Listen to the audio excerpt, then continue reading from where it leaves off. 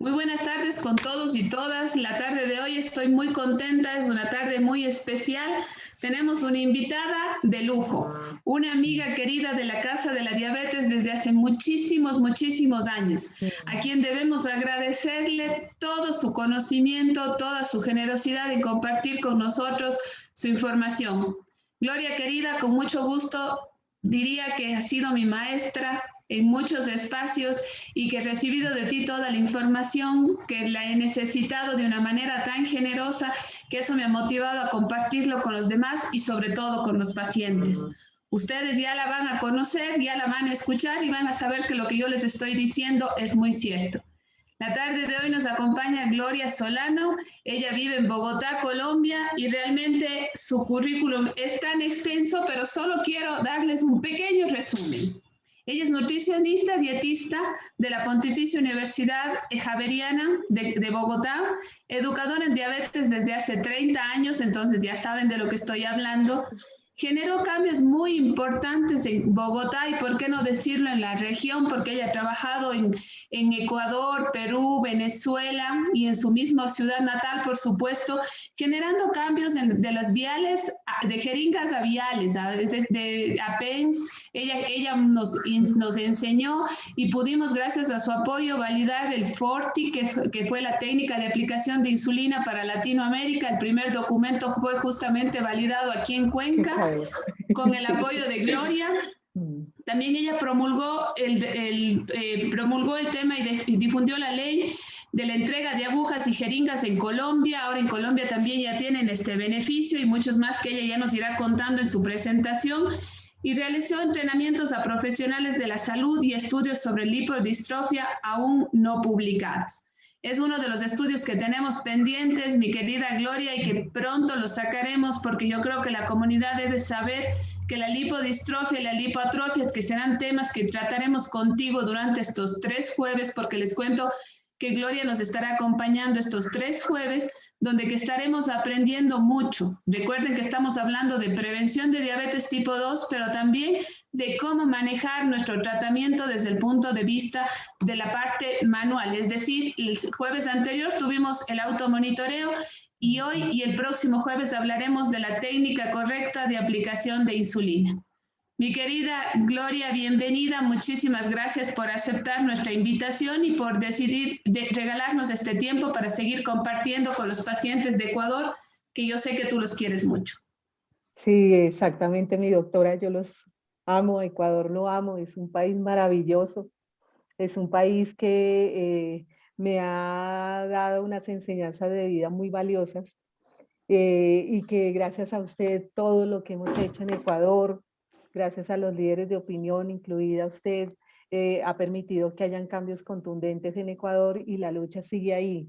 La lucha sigue ahí porque el objetivo de todo esto y el sueño que yo he tenido, que lo tenemos en común, es que finalmente el pueblo de Ecuador se beneficie igual que el pueblo en Colombia, que se le entregue las agujas y las jeringas de insulina, que se le entregue sus glucómetros, se le entregue sus tiras reactivas, su lanceta, que ahorita lo que uno se preocupa ya en educación acá en Colombia es darle precisamente una educación de calidad a los pacientes, pero ya uno ya no se preocupa por más.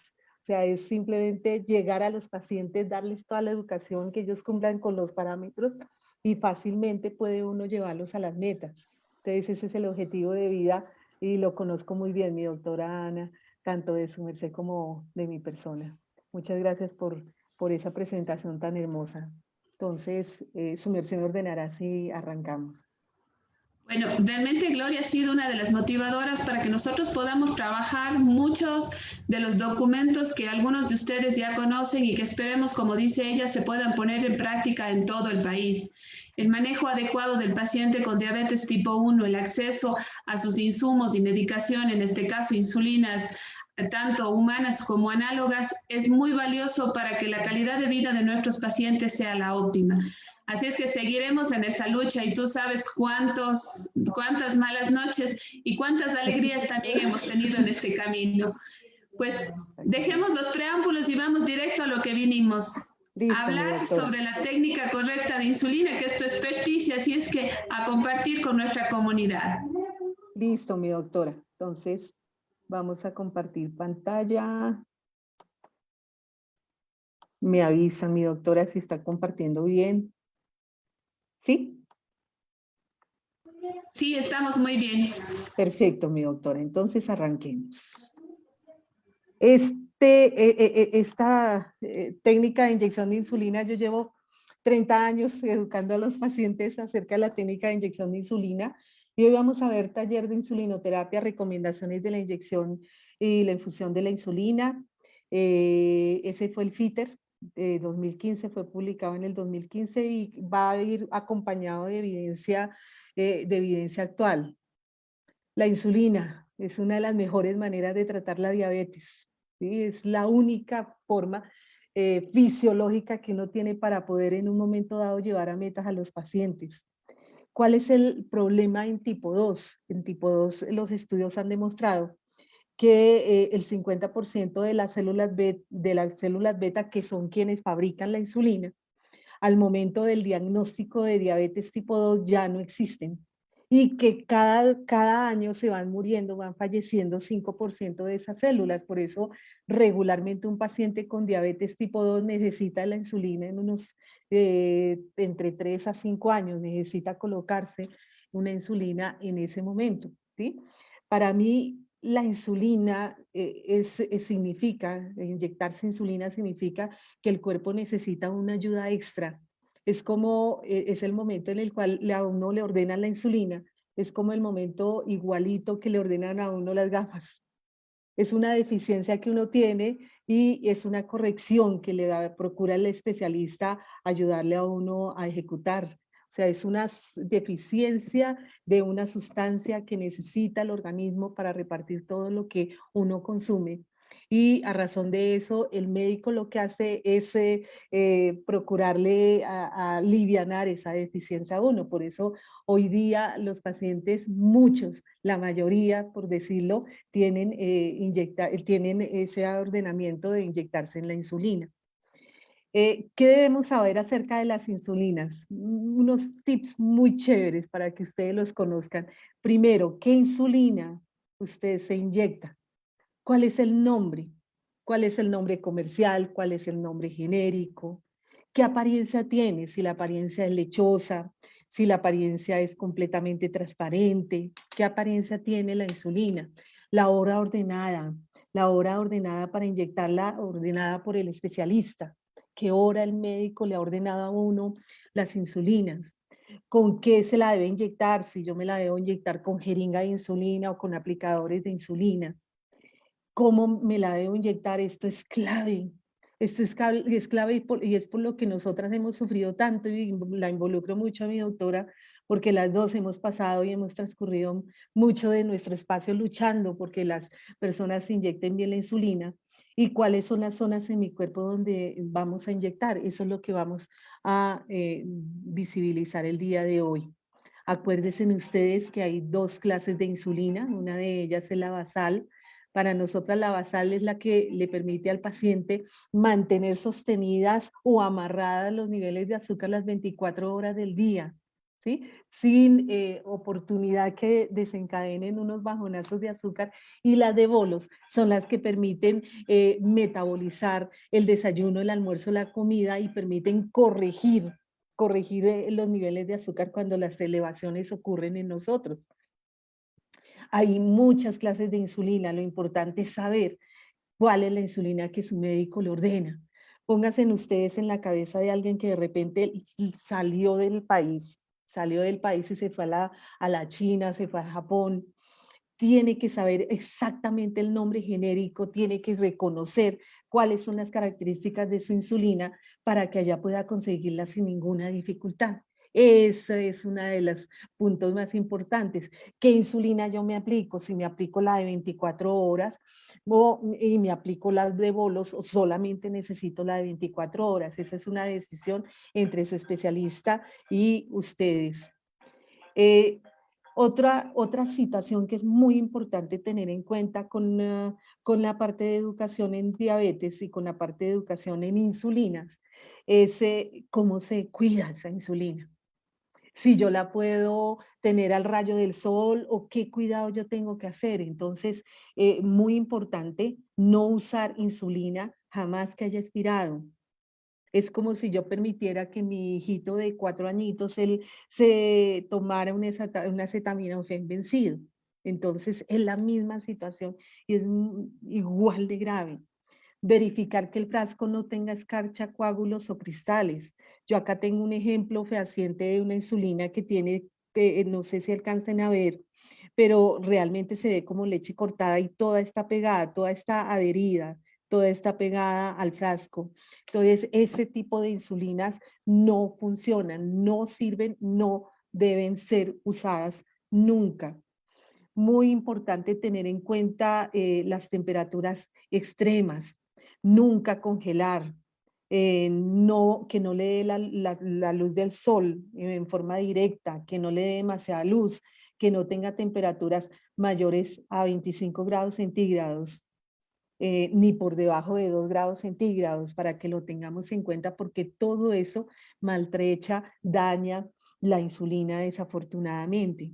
Entonces, hay una cosa, perdónenme, hay una cosa importante acerca de esto, y es que las insulinas debe uno guardarlas, el ideal de conservarlas uno es en el interior de la nevera, y si ustedes alcanzan a ver, acá está en la parte de las verduras. ¿Cómo hago yo para guardar unas insulinas en la parte de las verduras sin que se me vayan a dañar? Con un recipiente plástico, un Tupperware que pueda ser hermético y que yo pueda conservar mis insulinas a una buena temperatura. ¿Por qué no se colocan en la puerta las insulinas? Uno, se pueden caer. Dos, la vibración al abrir y cerrar la nevera puede dañarlas. ¿Sí? Tres, el cambio de temperatura. ¿Por qué no la puedo colocar en el congelador? Una insulina congelada no funciona, no sirve, se dañó. ¿Sí? Acuérdense en que va la temperatura ideal de las insulinas, si ustedes leen los insertos, va de 2 grados a 8 grados, esa es la temperatura ideal. Entonces, los químicos, si uno lee el inserto, permiten hasta 25 grados en un momento dado, pero teniendo mucha precaución. ¿Cómo hacer para sacar las insulinas a la calle? Yo tengo que salir y yo tengo que llevar mis insulinas en la calle. Hay unos bolsos especiales que uno coloca allí, coloca unos geles refrigerados, más no congelados, que le permiten a uno guardar las insulinas y transportarlas sin ningún peligro. También puede ser eso cuando uno sale de casa para mantenerlas a una excelente temperatura. Bien. Existen tres métodos realmente, tres métodos, pero los más comunes son dos métodos para inyectar la insulina. Es muy importante recurrir a educadores en diabetes, como la Casa de la Diabetes, para que a través de ellos pueda uno discernir cuál de los dos métodos, si son jeringas o son aplicadores de insulina, lo que más le conviene a uno. Y hay algo que ellos insisten mucho y es algo que generalmente uno observa y es las presentaciones de las insulinas. Acuérdense ustedes que estos viales tienen 10 mililitros, 10 centímetros cúbicos y eso representa 1000 unidades y que los aplicadores tienen 3 mililitros, 3 centímetros cúbicos y ellos representan 300 unidades. Entonces, ¿qué hacen los educadores como Casa de la Diabetes cuando ustedes llegan allí? Ellos empiezan a discernir quién tiene que tanta, no bueno, sino que tanta es la salud en sus ojos. Ahorita vamos a darles ejemplos para que ustedes tengan mucha precaución de que hay personas que pueden utilizar jeringas, pero la mayoría de personas están diseñadas, sus ojitos están diseñados para utilizar aplicadores de insulina. ¿Dónde se inyecta la insulina? ¿En qué zona? ¿En qué zona? Ahorita vamos a conocer las zonas grandes, pero hay algo que es muy interesante que uno puede reconocer dónde se inyecta la insulina. Este es un corte de donde le muestra a usted la piel, epidermis y dermis. Esto amarillo que ustedes ven acá es el tejido subcutáneo y esto que ustedes ven acá abajo es el músculo. Y resulta que los estudios han mostrado que la piel, el máximo de ancho en piel son máximo 3 milímetros, por mucho, por mucho. En promedio a nivel mundial, el ancho de piel son 2.3 milímetros de ancha la piel. Y que el tejido graso puede dar de 2 milímetros cuando son muy chiquiticos a 58 milímetros cuando son personas obesas, obesas mórbidas. Entonces, ¿dónde se inyecta la insulina? Si yo me la llego a inyectar, la insulina, en la piel, en la dermis, va a haber dolor y fuga de la insulina. Si yo me la llego a inyectar en el músculo, va a haber hipoglicemia. ¿Sí? Que eso es supremo, ustedes lo han vivido y es supremamente delicado. Y si yo me la llego a inyectar la insulina en el tejido subcutáneo, la absorción de la insulina es óptima y es predecible. Si la insulina dice que demora 24 horas, a conciencia va a demorar esas 24 horas. Y que si las insulinas de bolos están diseñadas para trabajar 4 horas, ese es el tiempo de las insulinas de bolos, cuando uno la inyecta en tejido subcutáneo. Entonces, ahí vamos nosotros como hilando una información muy interesante, y es que entre más corta la aguja para yo inyectarme la insulina, es mejor para mí. Me aseguro que la inyección sea subcutánea. Ese es el objetivo. Hace 30 años, las agujas que se usaban y con las que nosotras entrenábamos en diabetes eran agujas de 16 milímetros de largas. Luego llegaron otras de 13 milímetros de largas que en los últimos viajes que tuve al Ecuador realmente las vi y eran en gran cantidad. Era muy normal encontrar agujas de 13 milímetros de largas. Luego de ahí entraron las agujas de 8 milímetros. De ahí pasaron agujas de 6 y en este momento en jeringa de insulina hay agujas de 6 milímetros de largas y en agujas para pena hay agujas de 4 milímetros de largas. Ya les vamos a mostrar la evidencia clínica a ustedes. Aparte del largo de la aguja, hay que ver también el grueso de la aguja. Yo quiero que ustedes vean una aguja, esta es una aguja de 27 gauge. Creo que ahí la están viendo, se visibiliza muy bien. Y esta es una aguja de 31 gauge. Ahí la pregunta del millón, el grueso de las agujas. ¿Cuál de las dos agujas a usted le gustaría ensayar con usted mismo? ¿La muy gruesa de 27 gauge o la de 31 gauge, que es la más delgada, en jeringa de insulina? ¿Cuál de las dos? ¿Cuál genera más dolor? Obviamente la que tenga menos número en gauge, porque son más gruesas, ¿sí? Y la de menos dolor es la que genera la de 31 gauge, porque es la más delgada. Inclusive ahorita agujas para PEN, hay agujas de 32 gauge para permitir que a uno no le moleste la inyección de insulina. Desde el punto de vista clínico, si yo como adulta me inyecto con una aguja de 13 milímetros de larga, la mitad de las veces va a ir a músculo la colocación de mi insulina con esa aguja. Si yo me inyecto con esta jeringa, con una aguja de 6 milímetros de larga, el 5.5% de las 100 veces que me voy a inyectar la insulina va a ir a músculo, el 5.5%. Entonces vean que de 45% de las veces, o sea, 45 de 100 veces, 45 va a ir a músculo si yo uso aguja de 13 milímetros, a esta de 6 milímetros el 5.5, y si estamos hablando de aguja para pene el 0.5%, que es un riesgo mínimo de aplicación de inyección de insulina intramuscular. Esto lo traemos a colación cuando estábamos nosotras elaborando la presentación con mi doctora Ana, porque es muy importante que ustedes sepan que si yo uso agujas largas en niños de 2 a 6 años, la probabilidad de inyección intramuscular es total. O sea, si yo uso aguja de 12.7 milímetros de larga la aguja, el 97.2% de las veces va a inyectarse en músculo el niño. ¿Sí? Versus la aguja de 4 milímetros que da una oportunidad del 20.2%. Entonces, la realidad en esto es que entre más corta la aguja, de nuevo se vuelva a repetir, es muchísimo mejor para uno, porque le permite a uno de verdad inyectarse la insulina en tejido subcutáneo, que es la lucha de todos nosotros, para que la absorción sea esperada y predecible. Eh, este otro es un ejemplo de chiquitines de 14 y 17 años, ya son más grandecitos.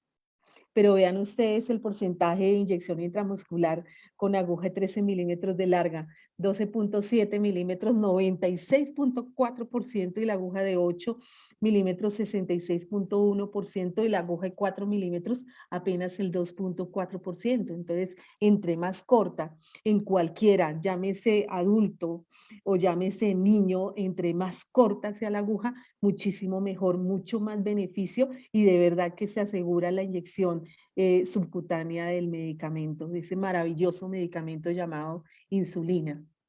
Bien, ¿qué sucede con la inyección intramuscular? Entonces ya sabemos que la insulina debe quedar en la grasa. ¿Qué pasa si atraviesa la grasa y llega a inyectarse en músculo? Una total inestabilidad en el control metabólico, no va a haber control metabólico. Uno se enfrenta a hipoglicemias severas, que eso me pasaba a mí hace algunos años con los pacientes, me los llevaban inconscientes y la razón era esa, aguja larga. Insulina cristalina, la R, la regular, ella genera un 50% de absorción más rápido. Pero aparte de que genera la absorción más rápida, desaparece más rápido de sangre. Entonces el paciente genera hipoglicemias por una absorción muy rápida y luego de eso ya no existe insulina cristalina en su sangre. Entonces ya no va a ayudar a metabolizar los carbohidratos en él. Y la insulina NPH, la tasa de absorción de ella es totalmente variable. Entonces realmente entra uno como en un círculo de las Bermudas que uno no sabe qué va a pasar con los pacientes. Por eso la invitación hoy es, entre más cortas las agujas, muchísimo mejor, y entre más, más número en gauge, le va a permitir a usted sentir menos dolor y mucho más confort para ustedes. Bien. Aguja de 13 milímetros, solamente les traía este ejemplo que es de verdad contundente con todo lo que estamos nosotras intentando enseñarles. Aquí está la piel, aquí está una cantidad de insulina que se inyectó al paciente, fue intramuscular, y yo quiero que ustedes vean algo importante, vean ustedes, aquí está la insulina cristalina, que en Ecuador se usa usualmente, si no estoy equivocada, mi doctora, sí se usa mucho la insulina cristalina. Y todavía nosotros tenemos insulinas humanas que se entregan en el sistema de salud público, entonces se Sí, utiliza cristalina o normalmente. rápida y NPH Y la NPH. regular. Bien. Entonces, vean ustedes, aquí está, se colocó con una aguja larga, se inyectó la insulina con una aguja larga. Aquí está la intramuscular, se le inyectó intramuscular el paciente. El pico de acción de la insulina intramuscular fue a la hora y desapareció de sangre a las 2 horas, ¿Cuál es el trabajo? La farmacodinamia de la insulina cristalina. Yo me la inyecto, y a las 2 horas está el pico. Y desaparece de sangre entre las 6 a 8 horas. Miren cómo cambia la farmacodinamia de la absorción de la insulina y del trabajo de ella cuando yo me la inyecto intramuscular. Cambia por completo. Entonces es cuando uno no se explica por qué yo hago hipoglicemia si yo me estoy inyectando las dosis de insulina ordenada por mi médico. Primero observen ustedes el vehículo, con qué largo de aguja, qué tipo de jeringa usted está usando. Eso es importante porque cuando yo la inyecto intramuscular, la primera preocupación de nosotras como educadoras es que van a atravesar unas hipoglicemias, y en verdad, y se los decimos, son unas hipoglicemias que en muchos casos se han sido reportadas como severas. Hay traumatismos excesivos en el músculo que no deben existir. Nunca debe llegar la insulina a tejido muscular, y obviamente el dolor. Y aparte de todo eso, agreguémosle el sangrado. Entonces la insulina sí se inyecta en el tejido subcutáneo. Esa es la razón por la cual aquí está el tejido subcutáneo, aquí está la dermis, la epidermis, la dermis, aquí está el tejido subcutáneo, aquí está el músculo, hasta acá debe quedar sembrada la insulina para que me funcione. Previene la aplicación de la insulina en el músculo, la aguja corta, y previene las hipoglicemias, que ese es el gran dolor de cabeza y ese es el gran sufrimiento que nosotros como educadores siempre pasamos con ustedes, que nunca, el sueño de nosotros es que nunca ustedes vayan a tener una hipoglicemia a razón de una jeringa de aguja larga, ¿sí? De un insumo mal escogido. No, no debe ser así. Bien. Aquí llegamos a un punto en el cual ya Casa de la Diabetes nos ayuda porque hay unos excelentes educadores y ellos le dicen a uno qué tanto le conviene a uno el uso de las jeringas o el uso de los aplicadores. Y ellos evalúan desde el punto de vista clínico cómo está la salud de mis ojos para saber si yo estoy diseñada para usar jeringas o definitivamente tengo que quedarme con los aplicadores de insulina. Entonces, es muy importante saber si le han diagnosticado a usted retinopatía. Vean ustedes, aquí está la retina. Vean esa cantidad de sangrados tan importante. Aquí están unos exudados o cicatrizaciones falsas. ¿Sí? Vean ustedes cómo ve un paciente con retinopatía. ¿Qué probabilidad hay de que él se equivoque cuando usa jeringa de insulina? Total. Degeneración macular, esta es otra condición en diabetes que puede ser muy frecuente. Vean ustedes cómo ve él, cómo ve él. Entonces, él al ver de esta manera no va a alcanzar a ver las rayas para tratar de contar las unidades de insulina. Y eh, perdóneme, esta es la catarata, perdóneme, esta es la catarata y este es el degeneramiento macular. Entonces, imagínese usted una mancha al frente de sus ojos. ¿Cómo ve, cómo mido yo con el degeneramiento macular? Si yo tengo una mancha frente a mis ojos, las rayitas, ¿sí? ¿Cómo la veo yo? Con catarata, ustedes han tenido familiares con catarata, que ustedes saben que con catarata la probabilidad de uno medir con jeringa de insulina es cero, ninguna, ¿sí? Entonces, ellos evalúan y ellos le dicen a usted, cuál es la probabilidad de usar jeringa de insulina o aplicadores para PIN, para que ustedes lo tengan muy en cuenta. Les voy a mostrar a ustedes, Su Majestad, la jeringa con aguja desprendible o jeringa con espacio muerto. Acá en el país, acá en Colombia, esa jeringa se desapareció para inyectar insulina. Y la razón es muy importante. Miren, aquí tengo yo un ejemplo de una jeringa con aguja de espacio muerto. Entonces, ¿qué le dice a uno? Si yo llego a inyectar insulina con jeringa de espacio muerto y llego a hacer una premezcla, llego a hacer, a colocar en esta insulina NPH con cristalina, las dos, para inyectarme la insulina de la mañana, la del desayuno, la probabilidad de que me descienda el valor de azúcar va entre 175 a 300 miligramos por decilitro el descenso de mis niveles de azúcar. ¿Por qué? Porque en este espacio que se le llama pivote, en este espacio quedan entre 3.5 a 7 unidades de insulina de remanente. Si yo llego y mido las unidades de insulina cristalina y luego le coloco en la misma jeringa las unidades de insulina NPH, de inmediato ya la jeringa lo que hizo fue trasvasar a las unidades completas totales entre 3.5 a 7 unidades de insulina de más. Por eso este tipo de jeringa, donde usted le puede quitar la aguja, está terminantemente prohibida para inyectar insulina. No se puede utilizar a razón de eso. En este espacio quedan 6 unidades al hacer las mezclas. Se afecta el control de la glucosa. La aguja es 27 gauge, es demasiado gruesa y la aguja mide 13 milímetros de larga, no se puede usar para inyectar insulina. O sea, este tipo de agujas que ustedes consiguen en el mercado como de jeringas, que ustedes consiguen en el mercado como jeringas para insulina, pero que usted le puede quitar la aguja terminantemente prohibidas Acá en Colombia no las usamos nunca por el riesgo de una hipoglicemia severa.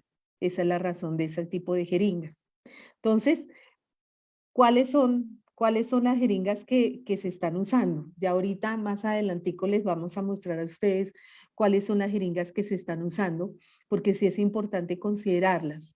Es muy importante en el momento mismo en el que nosotros nos vamos a inyectar la insulina, es muy importante alistar todo lo que necesitamos aquí a la mano. La insulina, la jeringa o el aplicador, las toallitas de alcohol, el contenedor para desechar, los cortopunzantes, toda esa parte es necesario que nosotros la tengamos ya lista. Es necesario el lavado de manos como nos han ordenado en la OMS, la Organización Mundial de la Salud, eso es real, es necesario hacerlo y desde la Casa de la Diabetes siempre lo hemos promulgado antes de la pandemia, para que ustedes sepan que esto nosotros lo hemos luchado desde hace 11 años, mi doctora. Desde hace 11 años nosotras hemos luchado porque los pacientes se bañaran las manos como se las bañan los enfermeros jefes o los médicos. Esa lucha la hemos liderado nosotras. Siempre indicando que lo importante es el lavado de manos. No podemos usar alcohol y ahora que por la pandemia tenemos que usar alcohol, tenemos que esperar que se nos absorba al 100% el alcohol y luego procedernos a inyectar insulina. Sí, sí, señora. Muy importante, las inyecciones se deben colocar, se deben inyectar con las manos completamente limpias sobre una zona limpia.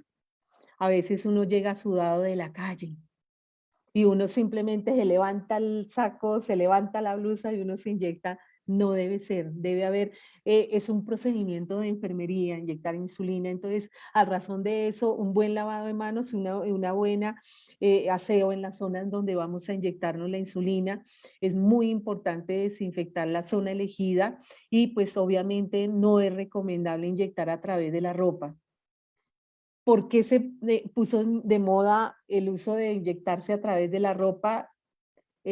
Alguien lo puso en redes, alguien lo colocó y perjudicó a todo el mundo. Entonces, definitivamente, inyectarse a través de la ropa está terminantemente prohibido. Entre más corta la aguja, menos probabilidad hay de que uno vaya a inyectarse la insulina en la zona que uno necesite. Entonces, definitivamente no aplica ese hecho. ¿Dónde me inyecto? En qué lugar de la casa me inyecto? Hay muchos que acostumbran a inyectarse en los baños y es el lugar donde más contaminación hay. Entonces los invito a un buen lavado de manos, inyectarse la insulina en su habitación, con todos los elementos, con un buen aseo, una buena limpieza de la zona de inyección. Todos esos ítems son bien importantes para uno tener mucha precaución. Definitivamente los baños están terminantemente prohibidos para uno inyectarse porque existe la posibilidad que uno se contamine allí en el baño. ¿Sí? Entonces, por eso los baños están prohibidos. La zona para inyectar insulina, hay varias zonas en el cuerpo. Una de ellas es la parte posterior de brazos, atrás, en la parte posterior de brazos, es donde uno se puede inyectar la insulina, parte posterior de brazos, toda esa parte. Pero, ¿qué dicen las guías mundiales? Que es otra persona la que lo inyecta, ¿sí? Y hay algo muy importante de esa zona, ¿sí? De esta zona, y es que debe haber una excelente rotación como en los demás sitios para uno inyectarse la insulina en forma apropiada. Otro lugar para inyectarse la insulina, cuadrante superior externo del glúteo. Cuadrante superior externo del glúteo. Aquí está el glúteo, simplemente lo divido en 4 y el cuadrante superior es el que yo utilizo para inyectarme mi insulina. Otra zona para inyectarse uno la insulina es el muslo, pero uno debe tener grasa en ese muslo. Por eso es muy importante la evaluación de unos buenos educadores, de su propio médico, su propia enfermera, para que ellos valoren y evalúen si yo tengo suficiente tejido subcutáneo en los muslos. Nosotros hicimos una serie de evaluaciones y ustedes en Ecuador son muy musculares. Entonces, en los muslos casi no encontramos grasa. Entonces, sí es muy importante que sea una evaluación a nivel de su especialista o de su enfermero o de su educador en diabetes. ¿En el muslo dónde? ¿En qué zona? Simplemente usted ve la ingle hasta la rodilla y lo parte en la mitad y en la parte media externa del muslo, ahí es donde uno puede inyectarse la insulina, no la cara interna del muslo, sino la parte externa del muslo. Ahí es donde uno puede inyectarse la insulina y hay una zona en donde, y la he dejado de últimas, en el abdomen, también uno puede inyectarse en el Solo antes abdomen de la que insulina. pases, Glorita, te interrumpo porque yo les sé decir a mis pacientes 4 dedos bajo la ingle, 4 dedos sobre la rodilla Así y que es, tomen como referencia la costura de su pantalón. cinco sí, centímetros así es, hacia adentro. Así es que esa es una de las perfecto. recomendaciones para poderse inyectar en el muslo de manera correcta. Con una previa evaluación de un educador en diabetes para saber si uno tiene suficiente tejido subcutáneo en el muslo. Eso es importantísimo y me parece estratégico lo que su merced les menciona a sus pacientes, mi doctora. Muy bien. Entonces, estas son las zonas de inyección de insulina. La forma de inyectar con la jeringa es supremamente fácil. Hay 3 tipos de jeringas diferentes. Uno de ellos es la jeringa de 100 unidades que en Ecuador se usa demasiado, sin necesidad. Se usa muchísimo sin necesidad, hasta donde mi doctora me puede corregir en un momento dado si estoy equivocada, pero esta jeringa de 100 unidades tiene la característica y es que entre línea a línea, en vez de ser una unidad, son 2 unidades. Entonces, si llegan y me ordenan a mí la jeringa, perdónenme, la jeringa de 100 unidades, que es esta, si llegan y me ordenan a mí 7 unidades, tengo que contar la línea de arriba como 0, la siguiente va en 2, en 4, en 6 y en mitad de las 2 líneas es la 7ª unidad para que lo tengamos en cuenta. Ahí en la mitad de las 2 está la 7ª unidad. Tengo que tener muy buenos ojos para no equivocarme.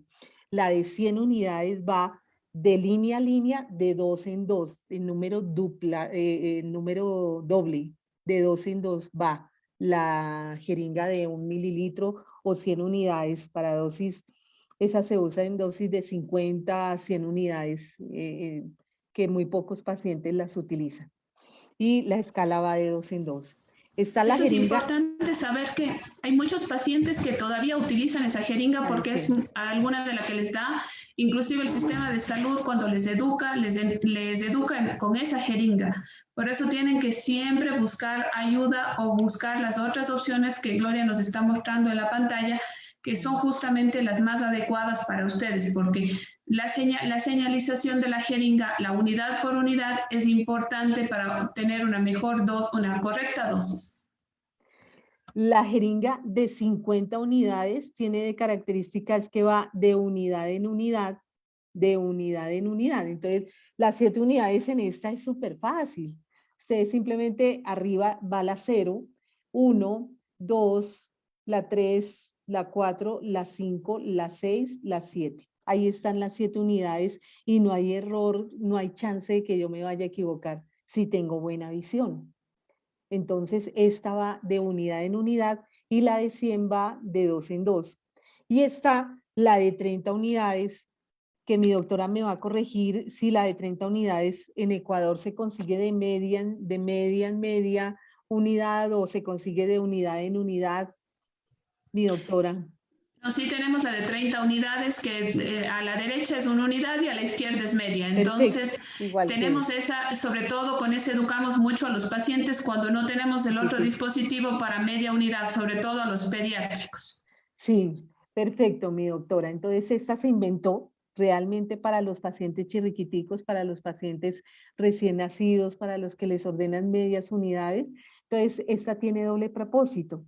Entonces, si me ordenaron a mí 2,5 unidades, simplemente voy arriba a 0, voy a media, voy a 1,1,5, 2, 2,5 y llego a las unidades que me han ordenado. Llego a las unidades que sea. Si soy adulta y me ordenaron las 7 unidades, entonces llego a 5 y le sumo 2 lineecitas más. Aquí ya están las 7 unidades de insulina que me han ordenado. Entonces, tiene varias características y des en cuenta que sí, es importante uno considerar la ayuda de un especialista, de un educador en diabetes, para que él también me forme a mí y no me vaya yo a cometer algún error en la técnica de inyección de insulina. Por eso es prioritario estar uno bien informado en esto. Bien. Ya llegamos al momento crucial, al momento de cómo yo hago para medirme las dosis de insulina y para inyectarme la dosis. Entonces, lo importante es, acá tengo mi insulina, digamos que me ordenaron 25 unidades de NPH, acá yo la tengo. Alisto mis toallitas de alcohol, cualquier toallita de alcohol funciona. Lo importante es que tenga alcohol isopropílico al 70%, 70, 78%. Tengo mi jeringa son 25 unidades. Voy a utilizar la jeringa de 50 unidades. Voy a usar esta, la de 50 unidades. Y ya teniendo todo mi paquete de la jeringa, la insulina, mis toallitas de alcohol, tomo la NPH. Y esto es importantísimo que ustedes lo entiendan. La NPH hay que moverla 20 veces en forma muy suave. 20 veces. No una ni dos. Son 20 veces. Hubo un estudio de alemán en donde demostraron que si usted la mueve 20 veces, llega a ser una homogeneización perfecta. Voy en 3, 4, 5 y suavemente 6, 7, 8, 9, 10, 11, 12, 13, 14, 15, 16, 17, 18, 19 y 20 veces. Ya la tengo homogenizada, ya la tengo lista. Saco una de las tallitas de alcohol, la desinfecto el vial. Acuérdense, NPH siempre se mueve 20 veces, no hay número menor, siempre 20 veces. Desinfecto el tapón del frasco de la insulina, de la NPH, me voy a medir solamente, voy a medir solas las 25 unidades, tomo aire, lo que dicen las guías es que uno tome suficiente cantidad de aire, un poquito más de 25 unidades, que uno tome un poquito más de 25 unidades. Lo que yo hago, tomar aire, ya lo tomé, y de nuevo voy a inyectarlo dentro del vial de esta manera. Inyecto el aire dentro de mi vial, ya lo tengo inyectado. De nuevo volteo mi frasco y mido, los ojos tienen que estar mirando las rayitas y estarlas contando. Entonces, fijándome que no vaya a entrar ninguna burbuja, que todo lo que haya ahí sea solamente insulina. Acuérdense que las burbujas generan dolor, ¿sí? Cuando haya burbujas, eso genera molestia en el paciente. Entonces, voy a medir mis 25 unidades, golpeo acá un poquito para sacar las burbujas que puedan estar ocupando un espacio valioso en mi insulina, y aquí tengo las 25 unidades medidas, exactas. Desen cuenta ustedes que es una jeringa que no tiene espacio muerto, ¿sí? Es una jeringa sin espacio muerto. Bien.